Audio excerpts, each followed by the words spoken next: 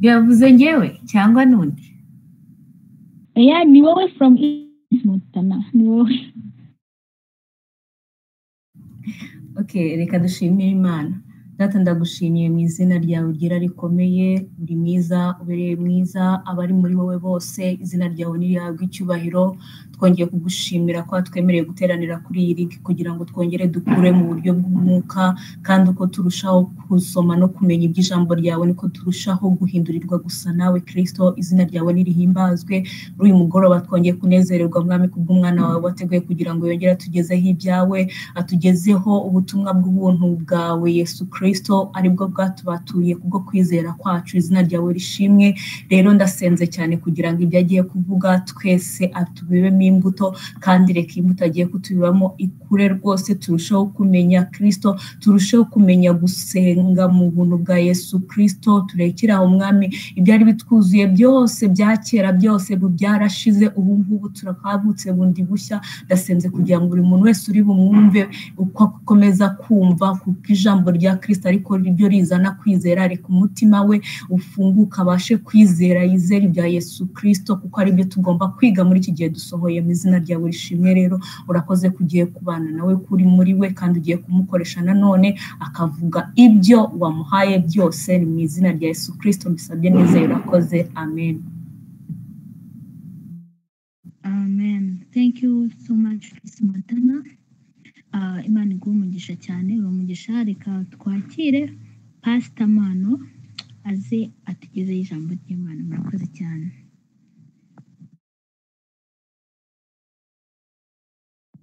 Yesu ashimwe cyane. Haleluya. Amen. Haleluya. Ndishimye cyane. Ni njye tugiye kubana muri uyu mugoroba. Nanjye ngize umugisha wo kuganira n'abana b'Imana muri uyu munsi. Imana ishimwe cyane. Uyu munsi rero nabaye multitask, ndi gukora ibintu byinshi icyarimwe, ariko ndabishimira Imana nyine ko ndi kubishobora. Imana ishimwe cyane. Dushaka ko tuganira twitonze, ariko mbere yuko dukomeza, niba hari inshuti yawe ufite wayandikira ni box mubwira ati banguka tugeze mu ijambo ry'Imana, ze twumve ijambo ry'Imana, twumve icyo Umwuka Wera ashaka kutubwira muri uyu munsi. Noneho dukomeze turyoherwe. Imana ishimwe. Ndashimira cyane Imana ku bwa Diana n'abandi mwese mwahageze kare, mwazindutse, namwe mwese turi kumwe muri uyu mwanya. Imana ishimwe. Ndashaka ko tuganira ku ijambo ry'Imana twitonze, gake gake tugenda tuganira, ntacyo bitwaye. So Imana iradufasha. Turagushimiye mwami mu izina rya Yesu Kristo. Tugushimiye yuko uri hamwe natwe, kandi tugushimiye ibihe byiza uduhaye byo kuganira n'abana bawe turi mu mwanya umwe mu izina rya Yesu Kristo.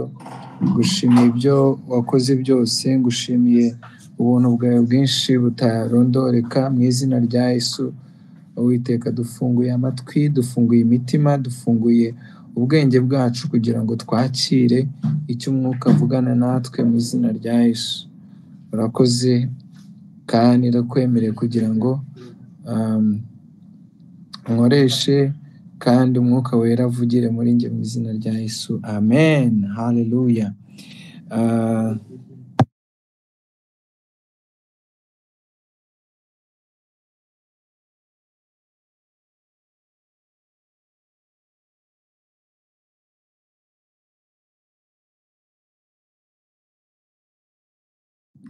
Muranyihanganira, nari mbaye disturbed ho gakeya. Hano tugeze mu bihe bya Diwali. Urumva haba hari kuba ibintu bigiye bitandukanye. So rero Imana ishimwe. Diwali ntabwo muzi icyo ari cyo. Ni iminsi mikuru y'inahangaha. Niwo mwaka mushya w'abantu w'iki gihugu. Anyways, reka tuganire rero. Uyu munsi dushaka ko munyereka ko turi kumwe, tuganire. Ndaza kujya nshishamo nshyiremo ka morale ubundi ngende gake gake tuganire so turyoherwa twese hamwe. Cap icyo wumva kigufashije dropping ka message muri comment section ntacyo bitwaye, n'abari kuri YouTube twabahaye ikaze, nawe dropping muri comment section cyagufashije, dukomeze turyoherwe mu izina rya Yesu. Nimwumva ibintu bimeze nk'amasasu in the background nimwikange, ntabwo ari amasasu, ni fireworks ni fireworks bari ku enjoying their lives, so natwe reka twinjoying life dufite muri Kristo Yesu. Amen, amen. So ndabakiriye mu izina rya Yesu. Hano mabonye inshuti yanjye yitwa Perezida Noah, ni petit frère nasize ahantu nize kaminuza. Ndakwakiriye Noah, ngo ahe ikaze, ubanza ari ubwa mbere agiye guterana natwe mu ijambo ry'Imana, ariko ndakwakiriye Noah, uhawe ikaze. Iyi ni fellowship duterana buri munsi, tuguhaye ikaze. So reka tuganire rero uko dukwiriye gusengera abantu, cyangwa se uko dukwiriye how to deal with men in a prayer. So I'm so excited kubaganiriza kuri ino topic, kubera yuko twize ibintu byinshi bigiye bitandukanye ku bijyanye no gusenga, ariko aka kantu nagatekerejeho, nari ndi gutekereza se ni gute, nari mbonye inspiration ahantu bitewe n'abantu numvaga bari kuvuga ibintu, ndavuga ni ese buriya twebwe nk'abantu bo mu isezerano rishya bamaze guhishurirwa ubutumwa bwiza, abantu bizeye Kristo bamaze guhishurirwa ubuntu bw'Imana, ni gute noneho dukwiriye gusenga tudasengeye mu kintu gisa nkaho ari umwijima wa kera? Kuko murabizi yuko hari n'abantu sometimes bajya gusenga akagenda ajyanye amazina y'umuntu yayanditse no ku gapapuro cyangwa ahantu, cyangwa se mu butayu akazamuka mu ishyamba akandika izina ry'uwo muntu ku giti runaka, akavuga ibintu byinshi akabyatura nk'aho ari bya bindi abapfumu bakora. Ukibwira se uyu muntu arimo arasenga cyangwa ari gutongera? Come on. Ariko ndashaka ko tuganira how to deal with people cyangwa se men in a prayer. Turebe icyo Bibiliya ibivugaho, kugira ngo ubutaha nituba turi gusenga, kubera yuko Diane warabyibutse, nituba turi gusenga tumenye ukuntu dusenga nyine tumenye ukuntu dusenga tumenye ukuntu dusengera abantu. So rero njyewe nasanze ibi bivuga ko gusengera abantu ari uburyo umuntu yitwara cyangwa se ategura umutima we igihe asenga, cyane cyane ku bijyanye no gukorana n'abandi bantu. Sinzi niba mubyumvise, murabyumvise? Gukorana n'abandi bantu, kubana n'abandi bantu, cyangwa se gukenera ko Imana ikemura ibibazo byerekeranye n'abantu cyangwa se bifitanye isano n'abantu. Icyo ni kimwe nasanze tugomba kubanza kumenya. Ikindi cya kabiri, cyangwa se iri jambo ndivuze muri make, ntabwo bivuga ko tugomba gukoresha amasengesho yacu kugira ngo duforcinge abantu kudukorera ibintu runaka dushaka ko badukorera, ahubwo icyo dukwiriye kumenya mu gihe turi gusenga bijyanye cyangwa se byerekeranye n'abantu, icya mbere ukwiriye kumenya ni iki ngiki. Ukwiye gusenga, cyangwa se iyo uri gusenga usengera ibibazo by'abantu, ubisengera mu buryo bw'Imana, cyangwa se mu buryo bujyanye na character y'Imana. Hano twize ibi bintu bitandukanye, twize imbuto z'umwuka wera. Twasanze yuko imbuto z'umwuka wera atari amabuto menshi cyangwa se imbuto nyinshi, ahubwo ni imbuto imwe y'umwuka wera, ahubwo yerera muri twebwe imbuto nyinshi, harimo urukundo, kugwa neza, kwihangana, kwizera, n'ibindi byinshi nyine. So ariko iyo ngiyo dusanga ni karagiteri y'Imana. So rero iyo turi gusenga cyangwa se dusengera ibibazo by'abantu, waba uri gusenga uri minister nkanjye wenda ndi kubasengera, ngomba gusenga mind yanjye cyangwa se ibitekerezo byanjye bifite, cyangwa se ndi kwibuka ya kamere cyangwa se bwa bumana bundimo. Icyo ni icya mbere. Icya kabiri, ugendera kuri principle nyine, ugendera kuri principle z'Imana cyangwa se uburyo nyine attributes z'Imana arizo maze kubabwiraho hari, apana mu buryo bwo gushaka gusenga cyangwa se kugenga cyangwa guforsa, guhatiriza ati Mana ndamusengeye agomba kubyemera, natabyemera Mana umuhagarare ku ijosi rijoro. Oya, ugomba gusengera ikintu mu rukundo nyine, ufite mind y'Imana muri wowe. Amen. Ikindi kandi ugomba kumva ko igikorwa cyose cy'Imana ko kigomba gukorwa mu rukundo. Icyo ni icya mbere, mu kubaha no mu kwizera. Abana mu buryo bwo gushaka kugenga cyangwa gutsindagira nyine, guhatiriza ibintu kugira ngo byemere, wenda ngo byemere nyine bubi na bwiza, byemere bubi na bwiza, niko nabivuga. So mu magambo makeya, reka nkoresha wenda ijambo ry'icyongereza. In other word, it is about understanding the difference between praying for things or people and trying to control others through prayer, while having faith, that is faith, and that it is God who works in the people's heart, but he does not force them to do something against their will just because you prayed.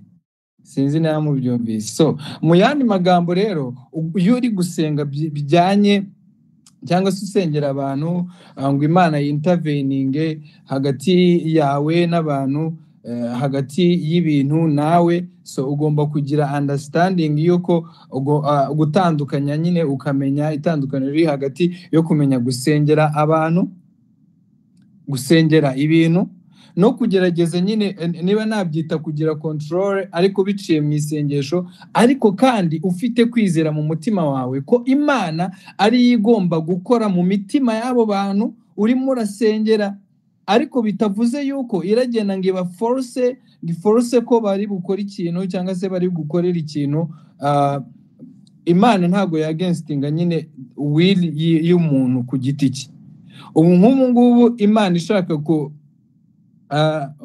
ko nguhereza, reka mvuge wenda uri gusenga ngo Imana interveninge nguhereza amafaranga, ntabwo Imana ishobora kuza ngo imforce nyine ngo injwigirize nijoro ngo hari n'abantu njya numva ngo bavuga ngo Imana niyo yatezaga ngo Sawuli ngo umwuka mubi ngo hanyuma ngo Dawidi ngo agacuranga imyuka mibi ikagenda, kandi nta mwuka mubi uturuka ku Mana, ahubwo absence y'Imana iba, iyo nta presence y'Imana ihari, ikintu kiba occupy, ikintu cya occupy ngo umwanya ni devil spirit nyine.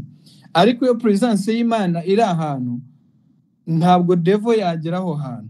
Imana ishimwe cyane. So rero kugira understanding, iyo turi gusenga nyine tugomba kumenya yuko Imana ntabwo irwanya ubushake bw'umuntu cyangwa se iforce ubushake bw'umuntu ngo akore ikintu, ahubwo ikoresha nyine buryo bwa ejo ninde wakoresheje ijambo ryitwa free will, ikoresha nyine ineza n'urukundo. So ni uko nguko nayababwira muri rusange. So rero kugira ngo twumve ibi ngibi, reka tuganire gatoya, niba nabyita hari abantu bagiye babikomoza ariko turabinyuramo twihuta. Hari nk'ikintu tugomba kumva, kugira understanding ya shift yo kuva from human authority to kingdom authority in Christ.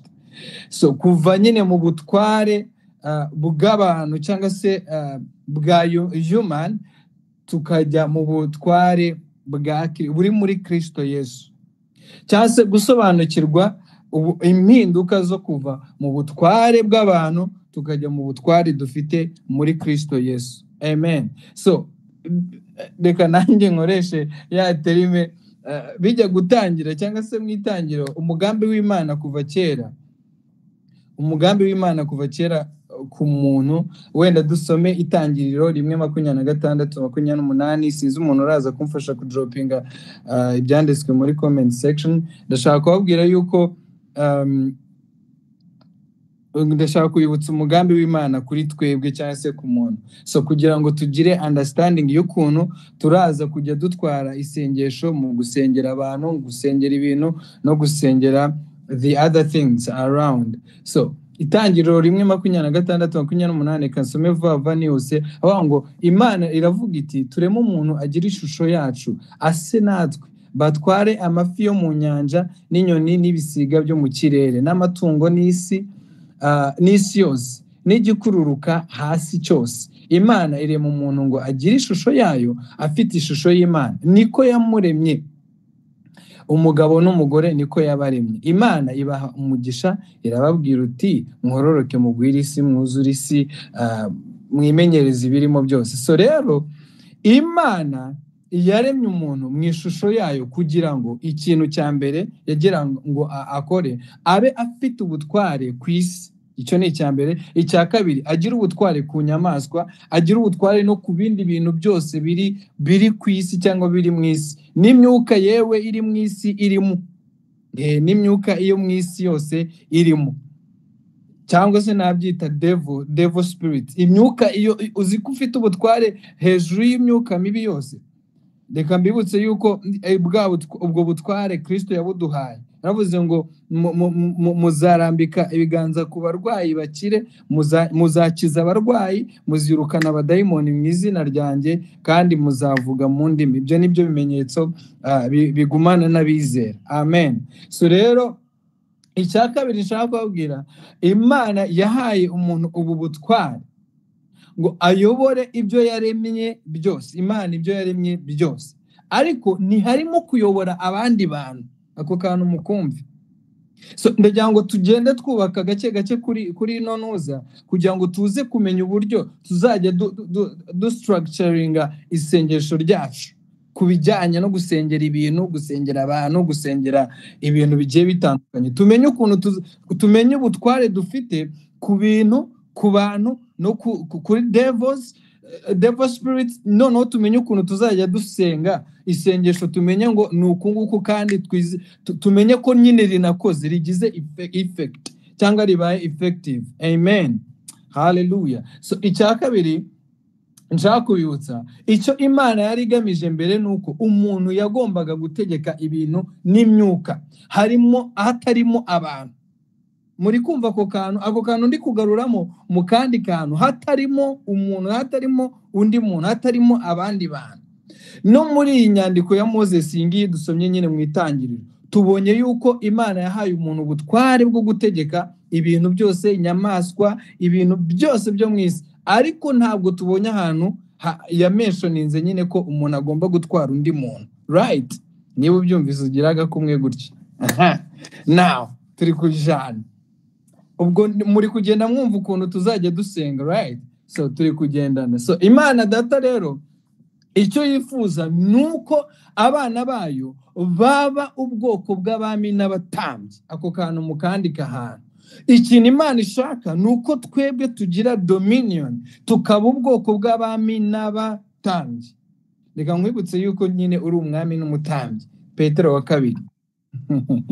Amen. So dusomye kuva 19:5-6 umva ukuntu Imana yabwiye Mose ngo abwire Abisirayeli. Icya mbere yarabwiye duhereye kuri 5 kuva 19:5 kugera kuri 6 aho ngo none nimunyumvira by'ukuri mukitondera isezerano ryanjye muzambera amaronko mbatoranije mu mahanga.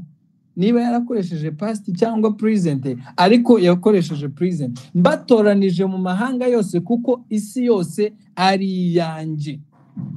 Mbatoranije mu mahanga kuko isi yose ari yanjye.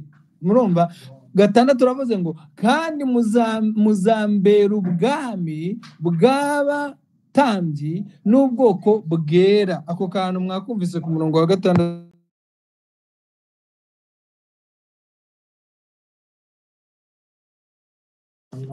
So umurongo wa 6 hano Petero ari kwandika urwandiko rwe rwa kabiri yariferinze kuri ino nyandiko. Thank you Beta kuba wayidropinze. So umurongo wa 5 avuze ngo kandi muzambera ubwami bw'abatambyi n'ubwoko bwera. aya aba ariyo magambo ubwira Abisirayeli. So icyo gihe Imana mu kuva Imana yari kubwira Mose ukuntu Imana ishaka ko abantu bayo bagira ute bamera, kuba ubwoko bw'abami n'abatambyi. Uvuga ngo icyifuzo cy'Imana muri twebwe cyangwa se ku muntu uwo ari we wese ni uko tuba abami n'abatambyi. Amen. So hano rero Imana yari imibwira Mose ngo abwira Abisirayeli ubwoko bwayo ko kiragiye nyine Imana niko yari kubwira Mose ngo abwire Abisirayeli bibutse yuko nibumvira biriya bazaba ubwoko bw'abami n'abatambyi. So uhereye mu itangiriro rero umugambi w'Imana wari uyu nguyu, kugira ngo abantu bose babe bafite ubutware bungana imbere y'Imana. Urumva ako kantu? Abantu bose, Either Peace, Hope, Diane, Gerard, Aaron, Uwiringiye, Uwineza Faustine, njyewe, Olivier, ubwo ndi kubavuga mbatondekanyije bikurikije uko mukurikiranye kuri screen yanjye. Twese ikintu Imana nyine yashatse kuva kera isi itararemwa, n'ubu ngubu no mu itangiro kugeza n'ubu ngubu, ikintu Imana cyangwa se Imana ifite ku mutima nk'icyo yifuza kuri twebwe ni ukugira abantu bose, ni ukubona abantu bose bafite ubutware bungana imbere yayo. Uzi yuko njyewe na mama cyangwa njyewe na papa twese dufite ubutware bungana ku Mana. Urumva? Kuko iyo ngiye gusenga ndavuga ngo Father in the name of Jesus, cyangwa se Father in the heaven. So na baba wanjye cyangwa mama wanjye iyo agiye ku Mana nawe aragira ute, asenga the same way, aravuga ngo Father in the name of Jesus who art in the heaven. So Imana rero abantu bose ishaka yuko bagira ubutware bungana imbere yayo, nyine nta numwe rulinga over others. So ntabwo rero Imana nyine ishaka ko habaho ubusumbane, nyine habaho ubusumbane hagati y'abantu cyangwa se hagati yacu.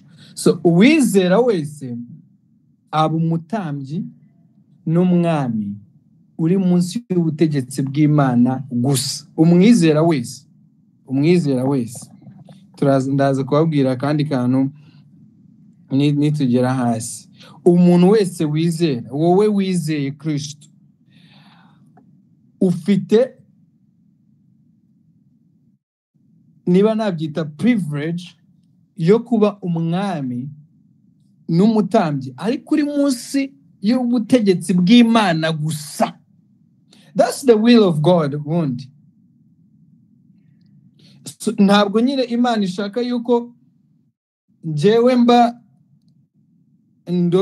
domin over Gerard. Oya, Imana irashaka yuko mba umwami na Gerard nawe akaba umwami mu bwami bw'Imana. Twese tukaba dufite ubwami mu bwami bw'Imana. So kubera iki? Kubera ko Kristo niwe wahindutse umwami mukuru. So then natwe atuzana mu bwami bw'Imana, ariko atuzana nk'abami n'abatambyi, tugira identity nk'iyi. So that's the will of God ku muntu nyine. So umuntu rero wizeye wavuye mu butware bw'umwijima, twebwe twizeye tukava mu butware bw'umwijima, ibyo twagenderagamo kera tukabireka, Kristo akatumurikishiriza umucyo we, twahindutse abami n'abatambyi mu bwami bw'Imana. So turi munsi y'ubutegetsi bw'Imana, ntabwo turi munsi y'ubutegetsi bw'ikindi kintu icyo ari cyo cyose. Even n'umuntu ntabwo uri munsi y'ubutegetsi. So ndazi kubabwira mu kanya ahantu nyine bihurira, mutaza kugira ngo ndi kubagumura kuri leta ati nimuzongere gukora umuganda. Oya, cyangwa ngo nimuzongere kujya mu matora. Oya, ibyo ngibyo byose ibyo. So reka ndabibabwira ho mu kanya, ndatekereza turi kujyana. So reka dusome wenda ibyahishuwe 1:5-6 kugira ngo, ariko reka duhere kuri 4. Haravuze ngo njye Yohana ndabandikiye mwebwe abo mu itorero, abo mu matorero 7 yo muri Aziya. Ubuntu bube muri mwe n'amahoro biva ku Mana ariho kandi ku Mana iriho kandi yahozeho kandi izahoraho, biva no ku myuka irindwi iri imbere y'intebe yayo. 5 navuze ngo nukuri no kuri Yesu Kristo ari we mugabo wo guhamya, ukiranuka n'imfura yo kuzuka, utwara abami bo mu isi, udukunda kandi watwejeshejeho ibyaha byacu amaraso ye. 6 navuze ngo akaduhindura abami n'abatambyi b'Imana ye ariyo nasi. Murumva igihe twahindukiye abami n'abatambyi b'Imana, akaduhindura. Umurongo wa 6 uravuga ngo akaduhindura abami n'abatambyi b'Imana ye ariyo nasi. Icyubahiro n'ubutware bibe ibye iteka ryose, amen. So ahangaha rero urabona yuko Imana icyo yashatse kuva kera ari uko abantu bayo cyangwa se abana bayo yatoranije muri Kristo Yesu, haleluya, baba abami, abatambyi, abatware munsi y'ubutegetsi bumwe gusa, aribwo bwa Kristo.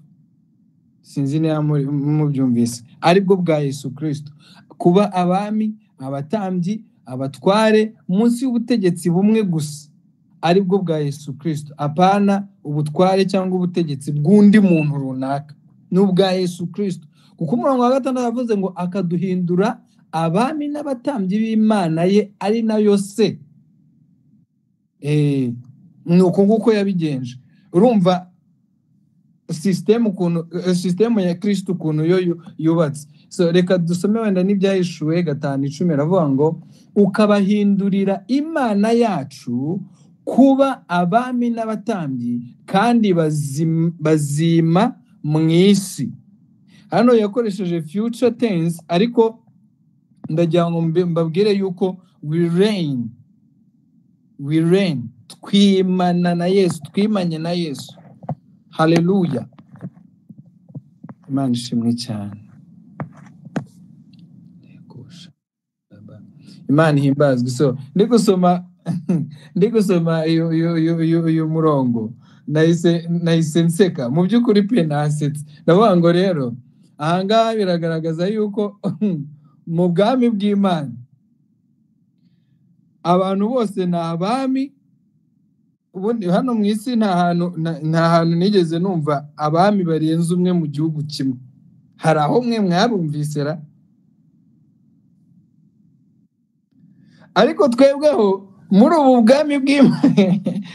bwami bw'Imana, haleluya, haleluya, ndi umwami n'umutambyi, Beta ni umwami n'umutambyi, Emma ni umwami n'umutambyi, Peace ni umwami n'umutambyi, Papa Olympe ni umwami n'umutambyi.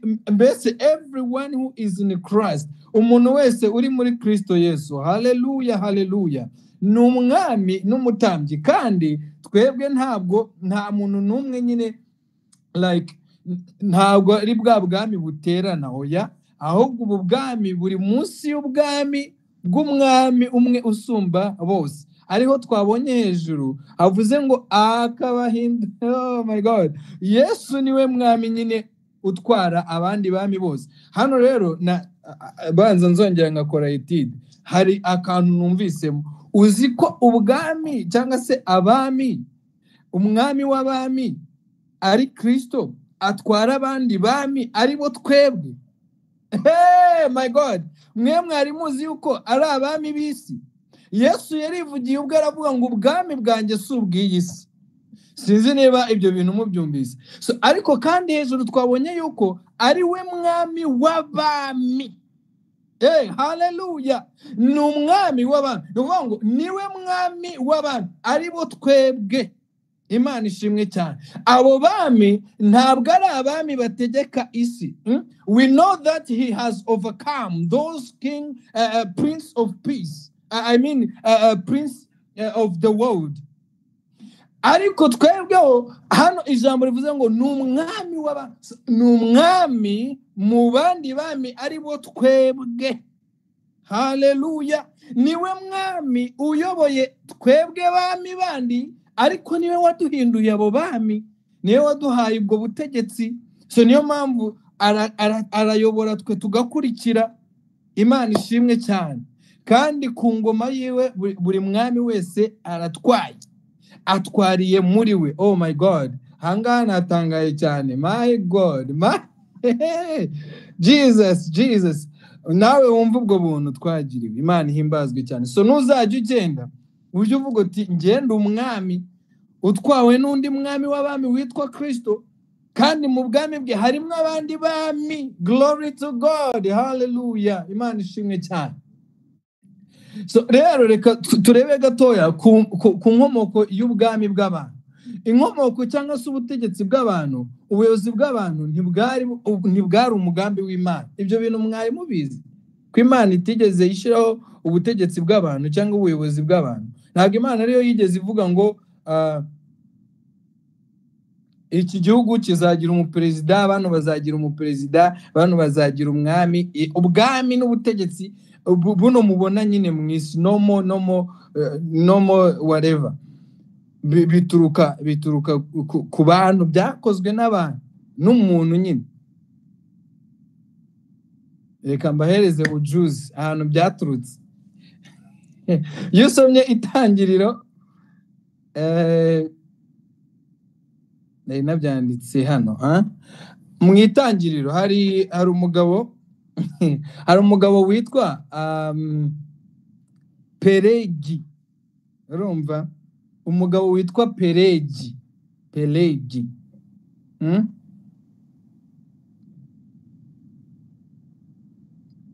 Niwe muntu ubuyobozi bwo mu isi bwahereyeho, divisions zahereyeho, ibintu bya division by'ubuyobozi n'ibiki byose nyine byagiye bihererekanwa, bigenda bihererekanwa. Niwe byaherewe, niwe muntu wa mbere. I believe ko biri mu Itangiriro 10:25 niho biri. So reka dusome. Havuga ngo Eberi yabyaye abahungu babiri. Umwe yitwa Pelegi kuko mu gihe cye arimo isi yagabanijwemo, kandi murumuna we yitwa cyangwa se yitwa Yokitani. My God, ndi gusoma naboganisha Bibiliya kabisa. This is amazing. Iyo umuntu agenda asoma, ugenda ubona mysteries, like ugenda nyine ubona ibintu ukavuga ati my goodness, ibi bintu kumbe nuku nguku byaje. Aho niho hambere ikintu imva n'imvano y'ubutegetsi cyangwa se ubuyobozi bw'abantu bwavuye cyangwa se bukomoka.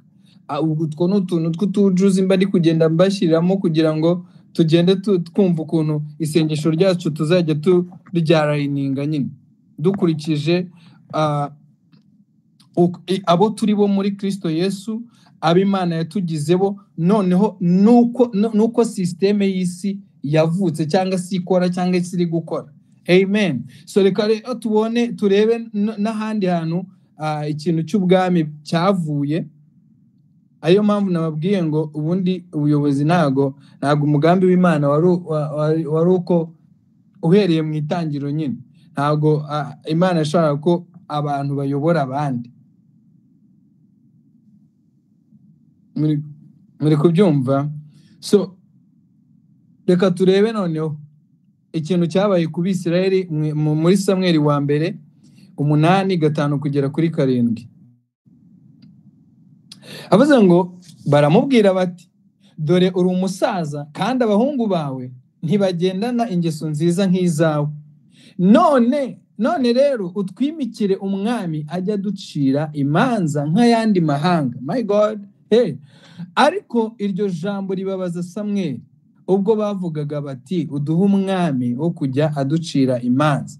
Nuko Samweli abitura Uwiteka, maze Uwiteka abwira Samweli ati, emerera abo bantu ibyo bagusabye byose, kuko atari wowe banze, ahubwo ninjye banze ngo ntaba umwami wabo. My goodness. Muri kumva? So from the beginning cyangwa se from Genesis, Imana ntabwo kuva kera yashatse nyine ko ubwami cyangwa se abantu bayobora abandi, habaho umuntu uri superior hejuru y'abandi bantu. Imana yashakaga ko twese tuba cyangwa se abantu bayo bose baba abami n'abatambyi, bakaba bafite apostle hano yarabitwigishije ubwa mbere ari turi gufungura ino nyigisho yo gusenga, yatubwiye yuko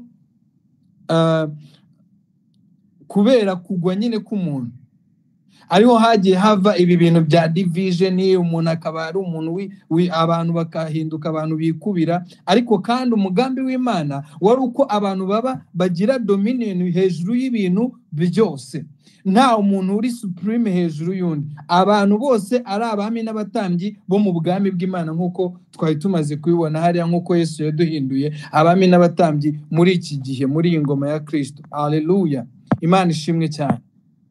So rero hano Samweli yari ageze mu zabukuru, Abisirayeli barakomplaininga baravuga ati twe turashaka kumera nk'andi mahanga, twebwe natwe turashaka utwimikira umwami, umaze gusaza, abahungu bawe ntibagendana ingeso nziza nk'izawe, dushireho umwami. Ariko nyamara ntabwo bari barebye kure ngo bafungure amaso yabo, kubera yuko ku gihe cya Samweli Imana ubwayo niyo yari umucamanza w'abantu, niyo yashyiraga ibintu byose ku murongo through Samweli nyine.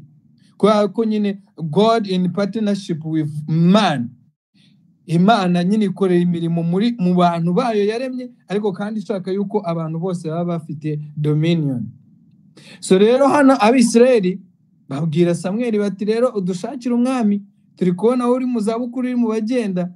Ariko nyine iryo jambo ribabaza Samweli, kubera yuko Samweli yumvaga yuko Imana ari igomba gukomeza gutwarira mu mitima y'abantu, nta by'umuntu umwe uzanga afate ubwami bwose. Ariko nyine byaje nyine murabizi inkuru ukuntu zaje kurangira, ukuntu byaje kugenda.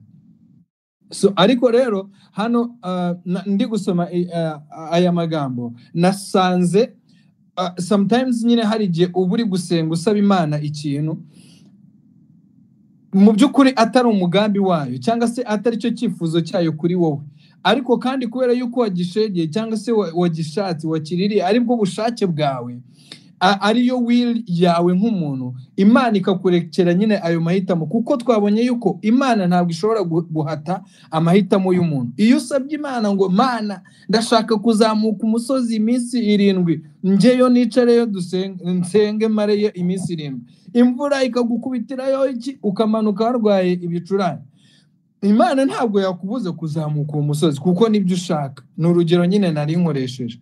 Ariko kandi ibicurane uravanayo, ntabwo uraza kurenganya Imana ngo niyo yatumye igira ute wenda ubirwara cyangwa ikindi kibazo wagirirayo. Ni urugero nari ntanze nyine bisanzwe.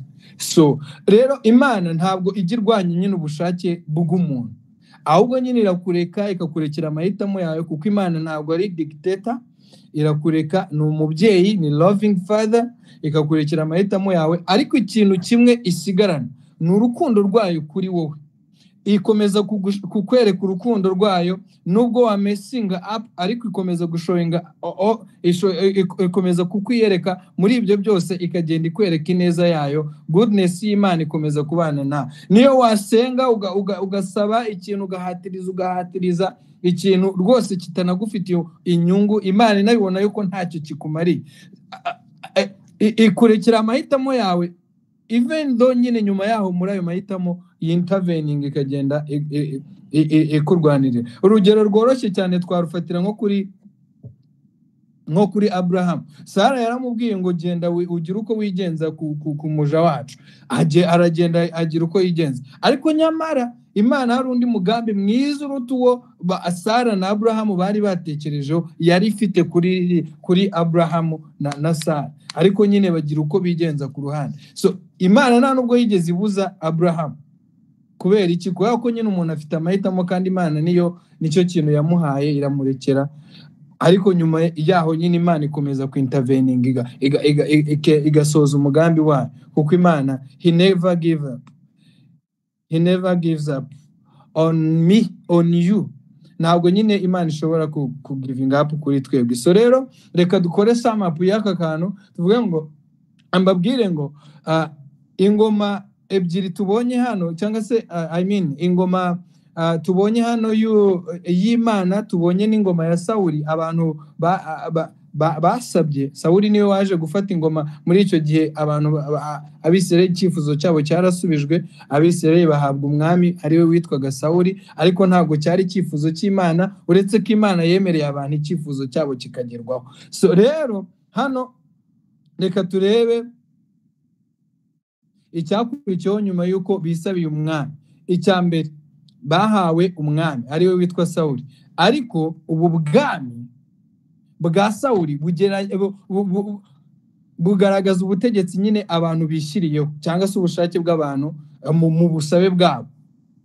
Barasenze nyine, Imana irabihorera, irabumvira rwose, ibwira Samweli iti Samweli kora abantu banjye ndabazi, bahereza ibyo bashaka. Ariko nyuma yaho, ariko ntabwo icyo ngicyo ari cyo Imana yashakaga. Ahubwo reka twirebe, hari ubundi bwami nyuma yaho bwaje, ari ubwami bwa Dawidi, bugereranywa n'ubwami bw'Imana bwasorejwe muri Kristo Yesu. Imana ishimwe cyane. Haleluya, haleluya. Imana ishimwe. So ubushake bw'abantu bwari uko bagira umuyobozi, ariko ubushake bw'Imana bwari uko abantu bose b'Imana baba abami n'abatambyi mu bwami bw'Imana, munsi y'umwami umwe nababwiye witwa Kristo, ariwe Kristo, umwami wacu nyine, wa wundi nababwiye utwaye abami bose. Haleluya, Imana ishimwe cyane. Nanjye ndi umwami, my God, nawe uri umwami. So reka dusome ibyakozwe n'intumwa 2:29 kugera kuri 30. Byakozwe n'intumwa 2:29 kugera kuri 30. Reka tubinyeremo vava duhite tureba tugera kuri conclusion ya minota iranjyanye. Haravuze ngo bagabo bene data, nta kimbuza kubabwira nshize amanga ibya sogokuruza mukuru Dawidi, yuko yapfuye agahambwa, ndetse n'igituro cye kiracyari iwacu n'ubu. 30 baravuze ngo nuko rero kuko yari umuhanuzi, akamenya ko Imana yamurahiye indahiro yuko izamuha umwe mu buzukuruza be ngo abe ari we usubira ku ngoma ye. 34 yavuze ngo yavugaga ibyo kuzuka kwa Kristo abibonye bitari byaba, nicyo cyatumye avuga ko atarekewe ikuzimu, kandi ngo n'umubiri we nturakabora. 32 yaravuze ngo Imana yazuye Yesu uwo, natwe twese turi abagabo bo guhamya ibyo. Imana ishimwe cyane. Haleluya. Yesu rero yicaye ku ntebe y'umwami cyangwa se y'ubwami bwa Dawidi. Nibwo bwami Imana yashakaga yuko buba, nibwo bwami Imana yashakaga ko abantu babamo. Amen. Ntabwo Imana yashakaga ko abantu baba munsi y'ubutegetsi bw'undi muntu runaka, ahubwo Imana ishaka yuko abantu bose baba munsi y'ubutegetsi bwayo, cyangwa se munsi y'ubwami bwayo. Kuko mu bwami bw'Imana twese nababwiye yuko turi abami n'abatambyi, kandi nta mwami uterana n'undi. Mu bwami bw'Imana twese turi abami, kandi biremewe muri iki gihugu, muri iyi ngoma y'Imana, kandi nta bwami butera ubundi. Imana ishimwe cyane. So rero muri iki gihe, cyangwa se iri jambo ritwereka yuko dufatanije gutegeka na Kristo.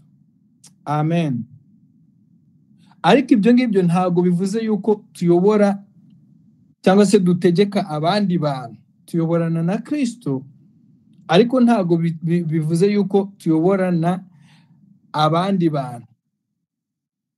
Sinzi niba ako kantu mukumvise. So means ko nyine we reign, so you reign, I reign, twese tugomba, twese turi mu bwami bw'Imana. Niho nababwiye ngo twese niho bishoboka yuko twese tuba abami kandi bangana. Imana himbazwe cyane ko Kristo yaduhinduriye Imana abami n'abatambyi mu bwami bw'Imana. Imana ishimwe cyane. Kandi tubonye yuko ingoma ya Sawuli atashimwe kubera iki? Kuko Imana itashakaga yuko umuntu ayobora undi. So rero mu gusenga kwacu reka mbahereze urugero hano natekereje.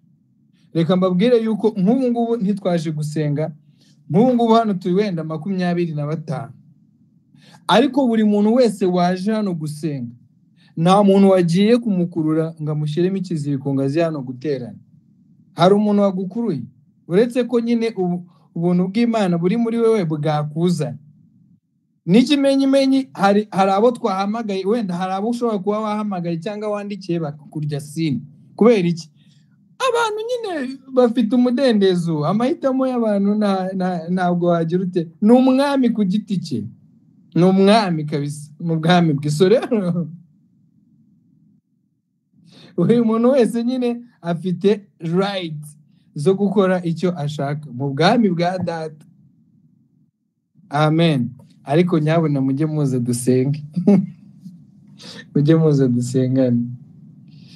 So nabahereza urugero nyine rw'uko nyine mu bwami bwa Data buri muntu nyine enjoying uko abyumva, enjoying the grace of God uko abyumva, enjoying the blessings of this salvation uko ubyumva, whatever. So ubutware mu bwami bw'Imana, Yesu yaravuze ngo muzi yuko abami b'amahanga babatwaza igitugu n'abakomeye babo bahawe kubategeka, ariko muri mwe siko biri, ahubwo ushaka kuba mukuru muri mwe ajya aba umugaragu wanyu, kandi ushaka kuba uw'imbere muri mwe ajya aba imbata yanyu, nk'uko umwana w'umuntu ataje gukorerwa, ahubwo yaje gukorera abandi no gutangira ubugingo bwe kuba incungu ya benshi. Hano rero Yesu yakosoye imitegekere y'isi, aravuga ngo abami bo mu isi bo ukuntu bakora, systeme y'isi ukuntu iteye, bategekesha igitugu abantu babo, kandi mujya munabibona nyine. That's how the system of the world is. Ariko Yesu ari kubwira abana b'Imana cyangwa se abamwizera, abazamwizera, ababwira ngo ariko mwebwe siko muri. Dore uko ndi kubahereza urugero rw'ukuntu ubwami bw'Imana bugomba kumera muri mwebwe, nuko mugomba kugira ute? Kuba abaciye bugufi, abakorera abandi, abihangana, abafite urukundo, abagirira umutwaro abandi, nk'uko umwana w'umuntu yaje gutangira ubugingo bwe bose, kuba incungu ya benshi. Imana ishimwe cyane. So ubuyobozi bw'ukuri rero bugaragarira mu gukorera abandi, ntago ari ukubategeka cyangwa kubatsikamira cyangwa kubakandamiza.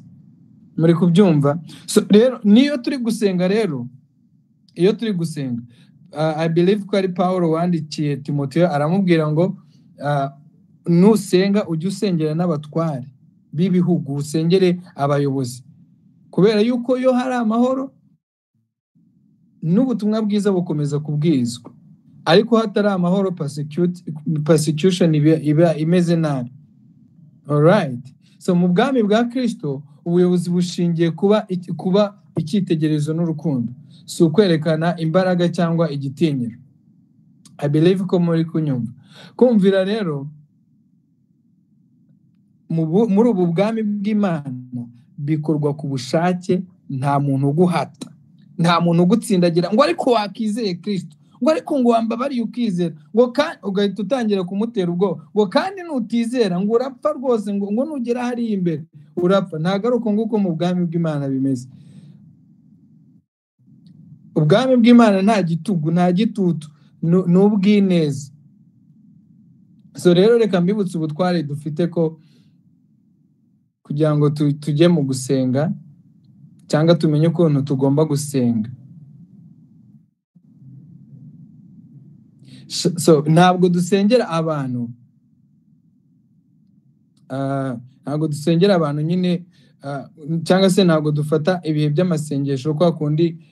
Reka wenda mbahereza urugero, kwa kundi ushobora nko kuzamuka umusozi, ukazamuka ngo Mana ngo ndahirika, ngo ndirukana, ngo ndatema, ngo ndashwanyaguza, ngo ndarimbura. Ntabwo ari uko nguko abantu dufite ubutware bwa Kristo muri twebwe tugomba gusenga. aba bantu bazamuka ku misozi ngo Mana ngo ndamuhiritse ngo muhirikanye ngo nabe bose ngo ndamumanura ngo ndamuritura. Come on, ntabwo ari uko nguko abana b'Imana bafite ubutware bimenye buzuye ubuntu bw'Imana bakwiriye gusengera abandi. Reka mbabwire icyo tugomba gusenga rero, uko tugomba gusenga twarayininze n'ubushake bw'Imana turi gusengera abantu n'ibintu. Reka twifashishe Luka 10:19 avuga ngo dore mbahaye ubutware bwo kujya mukandagira inzoka na sikoropiyo n'imbaraga z'umwanzi zose, kandi nta kintu kizagira icyo kibatwara rwose. Haleluya. Umva rero ubutware dufite, Imana ishimwe cyane. Dufite ubutware ku bintu byo mu isi no ku myuka mibi. Imana ishimwe. Mbahaye ubutware bwo kujya mukandagira inzoka. Ntabwo ari izi nzoka zino nzoka mubona zino zigira hano. Jesus meant cyangwa se Yesu yashakaga kuvuga ubutware bw'umwijima na sikoropiyo, imbaraga z'umwijima. Imana ishimwe cyane. N'imbaraga z'umwanzi zose.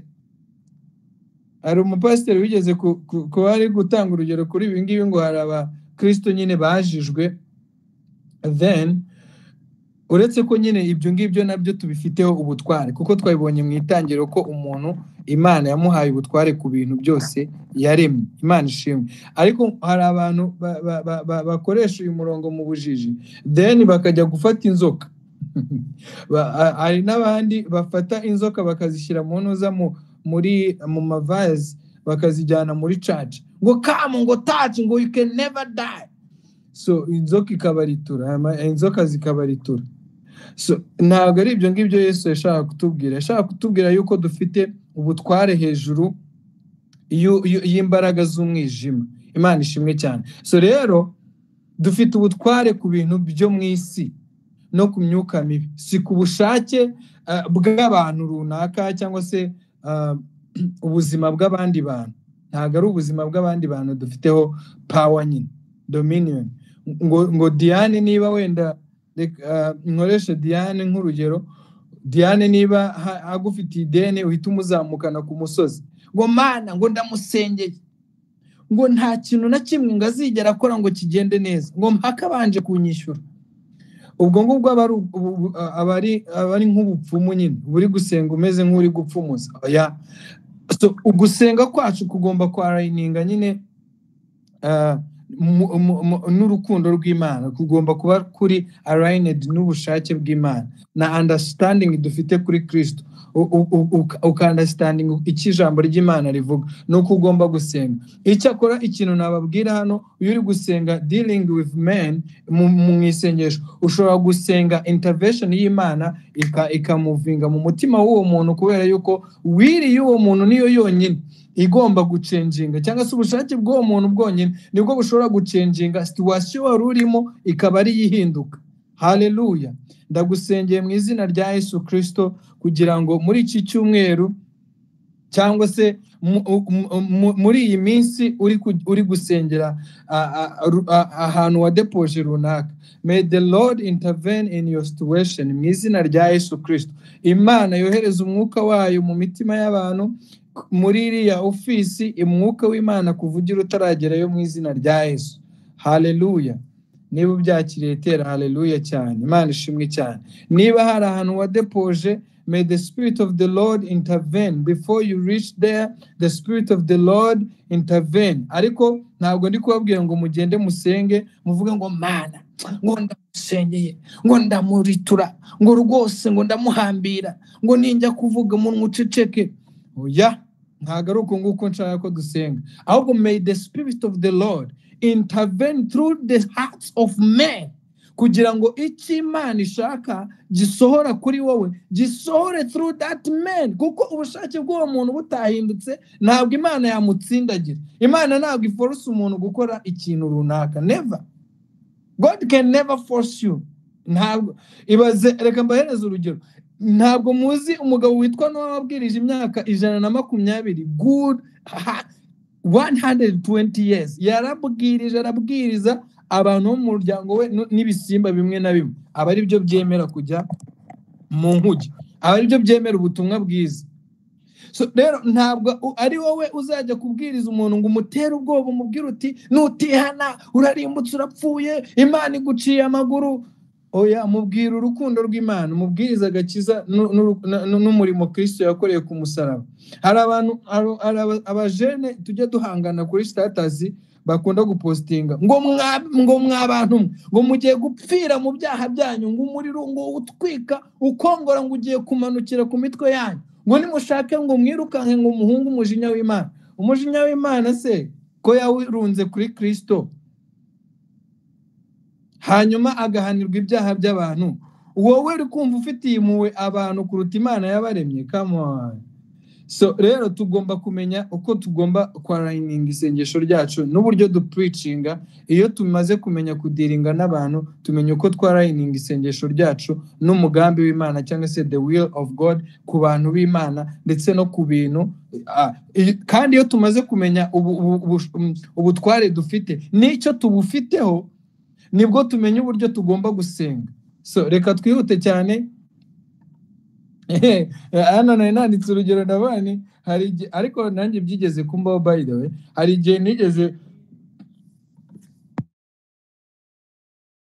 igihe nigeze kuba ndi kudepoza ahantu byanze, umuntu yampagaze imbere byanze byananiranye, mpita ngenda nzamukana impapuro mfata nzishyira mu gikapu ndazamuka nza mu cyumba cyanjye nzipfukamaho ndavuga, ntangira gusengera uwo muntu ngo Mana ndamuboshye mbohoje akazi kanjye, uyu muntu nanarakaye narize napfuye meze nabi. So ariko intervention y'Imana ni yonyine ishobora, umwuka w'Imana niwe wenyine ushobora gukora umurimo nyine mu mutima w'umuntu, then uwo muntu akagira ikintu nyine akora. Ariko ntabwo isengesho ryari ryo ryatuma uwo muntu nyine akora ikintu atagishaka, never. Ntabwo Imana yagenda ngo iforce umuntu, iforce wenda peace ngo akohereza amafaranga atabishaka. Uzasenga ubwirize nka Nowa imyaka 120 ntagiye n'igicera guha. The Spirit of the Lord is the only way. Umwuka w'Imana niwe wenyine wakora nyine ku mutima w'umuntu, then isengesho rikaba effective muri ubwo buryo. Yesu abahereza umugisha. So rero ndagira ngo mbabwire n'abahugure n'abajeni, hari nk'igihe umuntu yigira nabi nyine akaba yabonye opportunity, akabona akazi keza ahantu muri office, urumva. So kubera nyine ubunenganenzi, ukumva nyine umusore ugishyushye cyangwa inkumi nziza, urebeka nyine wambara neza, bigenda neza, bigicamo nyine ucyambara neza ukabona urasa neza, abantu bose ba appreciating. So ugasanga ubuze opportunity bitewe nyine no kutamenya. So ugasanga wakoze amakosa, ubura akazi kubera gukererwa wenda ku kazi, kubera kutagira discipline mu kazi. So nyuma yaho byagukomerana, ugahita uzamuka rero ukajya mu isengesho, ukagira ngo Imana rwose ngiye guhita iri turayisohore yirukana imanure.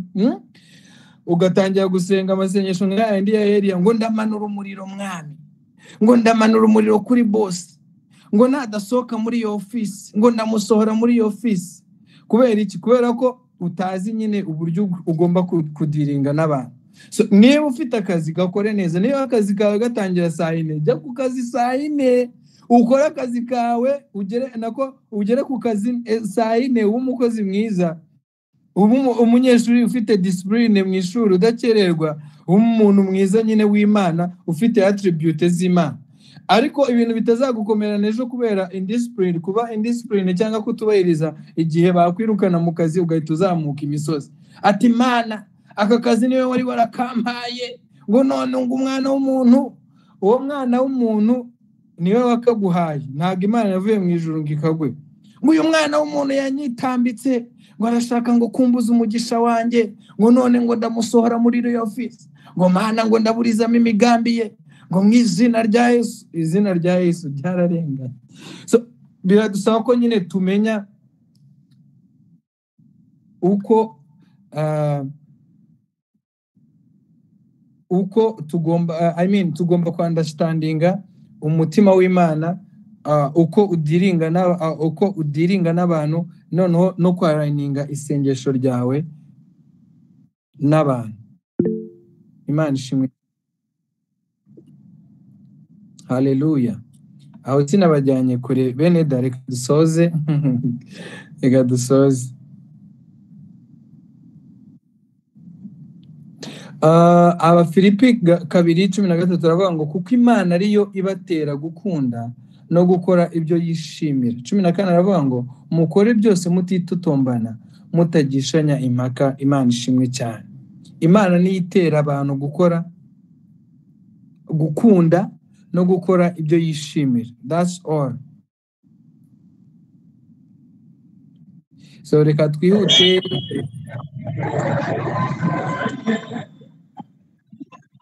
Uyu muntu ninde washyize mikrofone?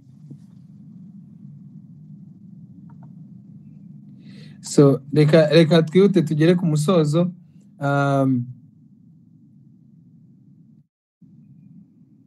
Reka ndashaka kubabwira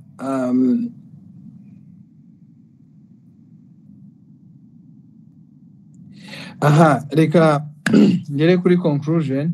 Nshaka kubabwira ukuntu n'utuntu dukeya nari nanditse twa summary, uko isengesho byakorwaga mu isezerano rya kera nuko tugomba gusenga mu isezerano rishya. Imana ishimwe cyane. So mu isezerano rya kera isengesho ryakundaga kuba rishingiye ku rubanza ku bantu.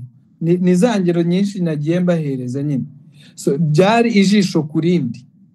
Niko Mose yagiye mentioninga mu mategeko ye. So icya kabiri byari rishingiye ku butware bwo mu isi nyine no kurinda igihugu. Ikindi byibandaga ku migenzo yo hanze no kumvira amategeko mu buryo bw'inyuma, uburyo bugaragara. Niko isengesho ryari rimeze cyangwa se byabaga bimeze. So reka mbahereze urugero wenda. Mose yarasenze, hari ahantu yasenze mu Kubara 16, 28 na 30. Hari ahantu yasenze, hari abagabo bitwa Bakora na Dotani na Biramu bari bamurakaje, arangije arasenga. Arasenga aboherezaho judgment. So judgment ikuntu byaje kurangira, izi nkuru ntabwo nazijyamo. Judgment ikuntu yageze kuri aba bagabo gusa kuko bavuguruje nyine ibyo Mose ashaka ko biba. Uzi ikintu cyababayeho? Mose yarasenze, judgment yabaye kuri aba bagabo. My goodness, ubutaka bwarasamye bubamirana n'abana n'inzu n'ibintu byabo byose. That's how in Old Testament isengesho ryabaga ari very harsh judgment. Icya kabiri, akandi kantu nari namentioninze ni igihe Eliya yasenze. Eliya nawe yarasenze mu Bami ba mbere 18:36. Yarasenze amanura umuriro, arasenga ngo umuriro umanuke uve mu ijuru. So that's how mu isezerano rya kera the prayer was. So mu isezerano rishya rero reka mbabwire utuntu vuba dusenge. Imana ishimwe cyane. Mu isezerano rishya isengesho rihishura umutima w'Imana muri Kristo Yesu. Haleluya. Imana ishimwe cyane. Sinzi niba tukiri kumwe. So Yesu yabwiye abantu, arababwira ngo ukunde abanzi bawe, usabire umugisha abakurenganya cyangwa abakuvuma cyangwa abakubwira nabi cyangwa abagutuka kubw'ubutumwa bwiza kuko wizera.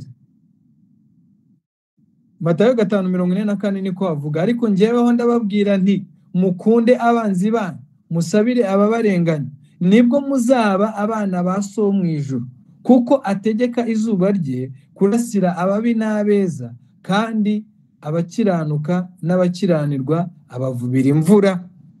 So isengesho rero mu isezerano rishya rihishura umutima w'Imana muri Kristo Yesu. Umutima w'Imana muri Kristo Yesu nuko ubuntu bw'Imana bwageze ku bantu bose. So umugambi w'Imana nuko abantu bose bakizwa nkuko twagiye tubibona. Umugambi w'Imana nuko bose bamenya Kristo, bakira Kristo, bakava mu mwijima bakaza mu mucyo w'itangaza, ariwo kwakira umukiza Kristo Yesu nk'umwami n'umukiza w'ubugingo bwabo. Ariko ntabwo twebwe nk'abizera iyo dusenga ntabwo tugomba gusenga dusa nkaho duhatiriza ngo Mana ngo ndasenze, ngo uyu muntu ngo agomba gukizwa cyangwa agapfa, ngo ndamusengeye ngo nadakizwa apfe. Jean Emmanuel uri kumbwira ngo it's to salvation or die. So rero isengesho twe tugomba gusenga isengesho ryarayininga n'umutima w'Imana wahishuwe muri Kristo Yesu. Amen, haleluya. Niyo wahura n'akarengane, icyakora Petero yaranditse aravuga ngo niba barenganya babahoye ibibi, aho ngaho ntabwo ibyo ngibyo rwose mwizizi. Ariko niba barenganya babahoye izina rya Kristo, aho ngaho muzishime ndetse munezerwe.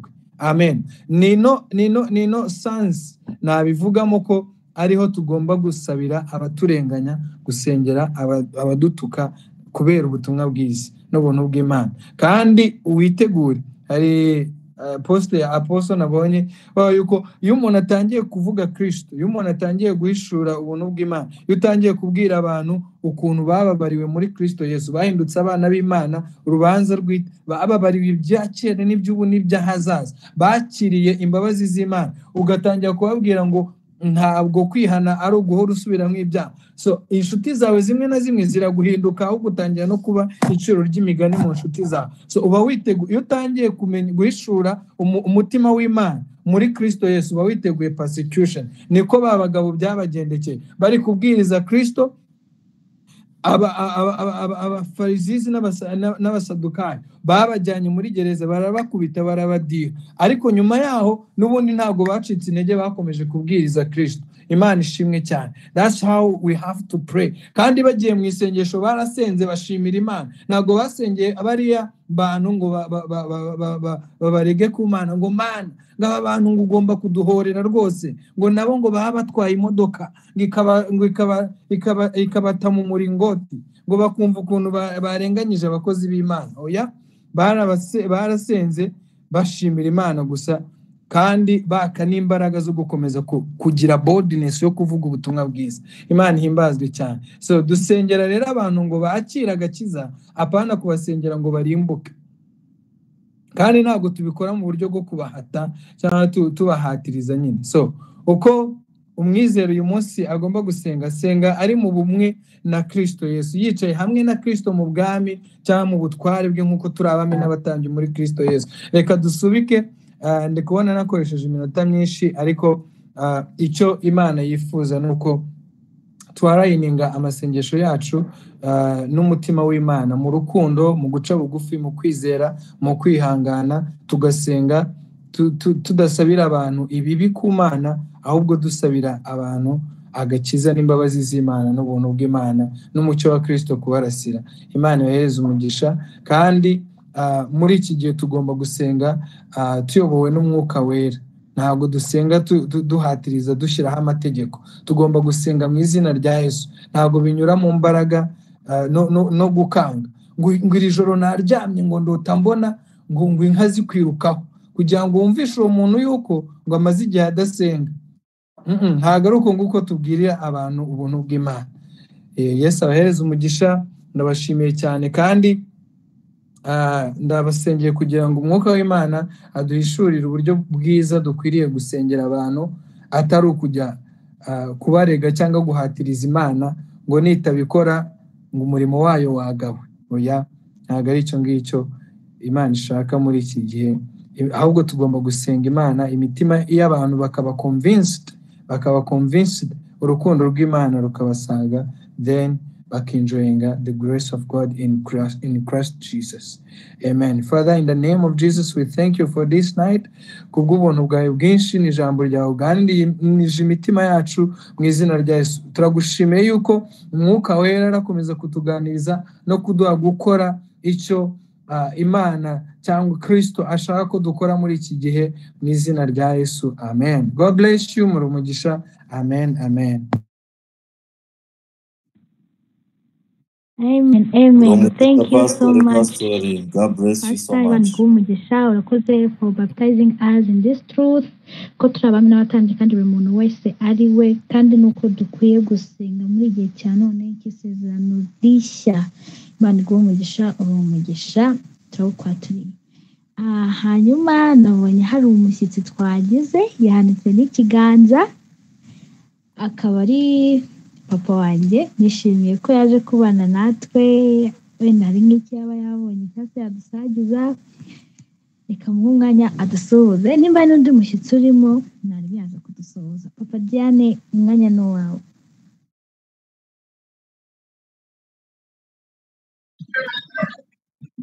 Meze neza, nanjye nishimiye kubana namwe, numvishije bimeze neza. Ikindi gihe cyose nzajya nzafatanya namwe kumva ubutumwa bwiza. Murakoze. Haleluya, haleluya. Turakwishimiye cyane. N'indi minsi yose ugeza guhera saa 12:30 kugeza saa 2, nawe uri umugisha, more blessings. Igihe tugezemo ni igihe cyo gushima. Nimba hari ufite amashimwe yatsangiza kandi yaba ashaka ko Imana yatubwira, murakoze.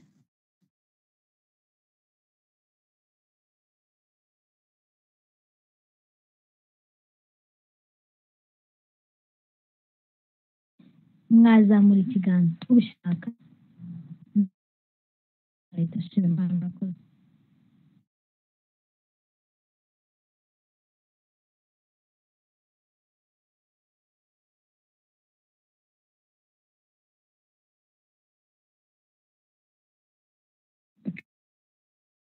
Kibategereje ndabizi hari byinshi Uwiteka aba yabakoreye, gatekerezaho gatoya na ka kandi ko wabyutse mu gitondo benze icyo wenda wadusangiza. Gusa njye reka Imana ndashima kubw'uyu munsi uko wagenze kose. Ndashima Imana uko guturinda, ariko nashima Imana kuri kesi yabaye mu gitondo twahuye na titreri tugonganye, uzi yuko ari budusubize ku ishuri. Iminota mikeya yari ibaye ingorabahizi, ariko by God ndagenda sinzi ukuntu yahise ahita avuga ati ndababariye. So numva ari ishimwe rikomeye cyane babifeze, ariko twumvaga tudashaka kugenda kuri the best for us. Imana ishimwe cyane. Ndashima Imana ko guhera Imana ni ikintu gikomeye, ko guhereje turajoininga worship team iri nearby. Ntabwo ari ibintu byoroshye, turabizi neza ko we have to be God, kandi yuko twarabibonye yuko hari bakeneye, ariko ntabwo we have to proclaim the gospel, we have to speak Jesus in matter. Mugenzi wacu Frederick yari kuyanura yuko ari twebwe biriho cyane cyane nko kuri beta, tunamusengera by the way. So koze cyane hansoje naho undi muntu yaza ngo aduhe nk'ishimwe. Ndumva nahereza umwanya pastor wacu n'utwigisha kadusoreza. Murakoze. Amen. Amen. Uri umugisha cyane Diana, wakoze cyane kudutumirira papa. Twishimiye cyane kubana nawe, kandi twishimiye kuzajya dukomeza kubana nawe. Imana ishimwe cyane. Amen. Amen. Mureke dusabire umugisha kandi Diana cyane ko yahindutse umugisha. So reka dusubike na hejo dufite abandi ba man and the woman of God. So muze murarike tuzinduke uyu munsi, mwakererewe rwose. Yesu abagirire neza rwose, ababarire. Mwakererewe almost, nagira ngo nta nubwo murazi uyu munsi. Niko nari numiwe. Anyways, ejo tuzinduke tuze dukomeze gusenga Imana, kandi twinjoyinge nyine the grace of God in Jesus Christ. Amen. Mureke dushimire Imana dusoze. Reka nakire Papa Olympe niba agihari ashyiraho mikrofone dusenge hanyuma dusubike na hejuru.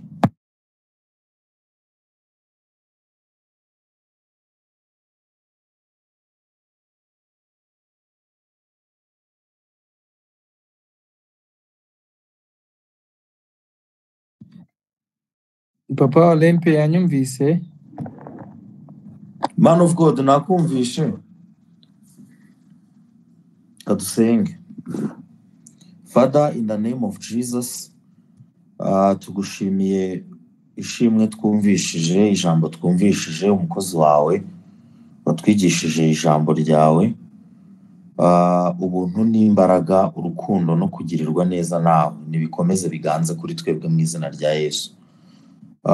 Iki cyumweru dutangiye, umuntu wese wifuza igitangaza kibone mu izina rya Yesu Kristo, gusenga kwe kumvikane kandi habeho guhinduka kw'ibintu mu buzima bwacu mu izina rya Yesu Kristo. Abanyeshuri bari kwiga bige, bafate, batsinde, abari mu ntambara zitandukanye kunesha kuri granted kuri bo, reka kugaragare kandi ineza yawe ikomeze iboneke kuri buri muntu wese. Abakeneye amafaranga bayabone, abari guhaha baronke, abacuruzi bunguke mu izina rya Yesu Kristo. Amen. Ubuntu bw'umwami wacu Yesu Kristo n'urukundo rw'Imana Data no gufashwa n'Umwuka Wera natwe twese bene Data bose ibihe bidashira. n'ibihe bidashira. Amen. Amen. Amen. Muri umugisha Mana wakoze kuduheza kugira